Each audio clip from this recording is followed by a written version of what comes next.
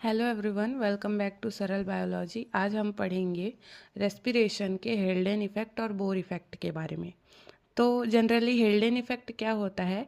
हेल्डेन effect एक ऐसा फेनोमेनॉन है जिसमें जो डीऑक्सीजनेटेड ब्लड जब एल्वियोलाई से पास होता है और लंग्स में पहुंचता है ना, लंग्स में पहुंच के एल्वियोलाई से पास होता है, तो जो एल्वियोलाई होती है उसमें जो ऑक्सीजन का कंसंट्रेशन है वो बहुत ज़्यादा होता है, जिसके कारण ब्लड में जो आरबीसी में हीमोग्लोबिन पाया जाता है, उसका हीमोग्लोबिन जो है वो ऑक्सीजन के मॉलिक्यूल के साथ बाइंड करके 8 ऑक्सीजन के एटम्स को अपने साथ बाइंड कर लेता है और वहाँ पे जो डीऑक्सी हीमोग्लोबिन था या फिर जो कार्बामिनो हीमोग्लोबिन था जो कि हमारे वेन्स के थ्रू आया था, वो डिसोसिएट होकर एल्वियोलाई में चला जाता है और एल्वियोलाई से जो ऑक्सीजन है वो आकर हीमोग्लोबिन से बाइंड कर लेता है और यहाँ पे क्या हो जाता है, CO2 का डिसोसिएशन और हमारा O2 का एसोसिएशन हो जाता है और CO2 को एक्सहेल करके बॉडी से बाहर कर दिया जाता है, जिसे कि हम क्या बोलते हैं,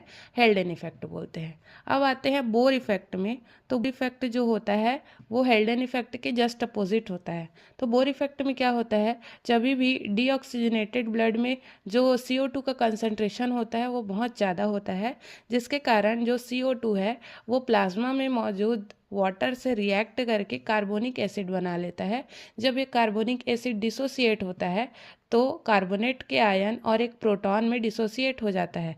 जब भी प्रोटॉन का कंसंट्रेशन ब्लड में ज़्यादा हो जाता है तो ब्लड का पीएच जो है वो एसिडिक हो जाता है और एसिडिक पीएच होने के कारण जो हीमोग्लोबिन की एबिलिटी होती है ऑक्सीजन से बाइंड करने की एफिनिटी, वो कम हो जाती है, जिसके कारण हीमोग्लोबिन ऑक्सीजन को अपने साथ बाइंड नहीं कर पाता और यहाँ पे बाइंडिंग कैपेसिटी कम हो जाती है।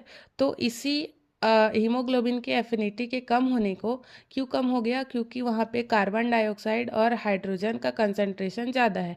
तो इसी को हम क्या बोलते हैं, बोर इफेक्ट बोलते हैं। यहाँ पे जो ऑक्सीजन का डिसोसिएशन कर्व है वो राइट हैंड साइड में शिफ्ट हो जाता है। इसके बाद हम ग्राफ देखेंगे, उसमें ये सारी बातें क्लियरली दिखाई देगी। ठीक है, ये जो ग्राफ हमको दिखाई दे रहा है वो हेल्डेन इफेक्ट और बोर इफेक्ट का ग्राफ है। नीचे यहाँ पे एक्स एक्सिस पर हमारे पास ऑक्सीजन का पार्शियल प्रेशर है और वाई एक्सिस पर हमारे पास ऑक्सी हीमोग्लोबिन का सेचुरेशन परसेंटेज दिखाया गया है। यहाँ ये जो बीच वाला है वो नॉर्मल ऑक्सीजन डिसोसिएशन कर्व है। जब भी CO2 का कंसंट्रेशन ज़्यादा होता है तो ऑक्सीजन की बाइंडिंग एफिनिटी कम हो जाने के कारण ये जो डिसोसिएशन कर्व है वो राइट हैंड साइड में शिफ्ट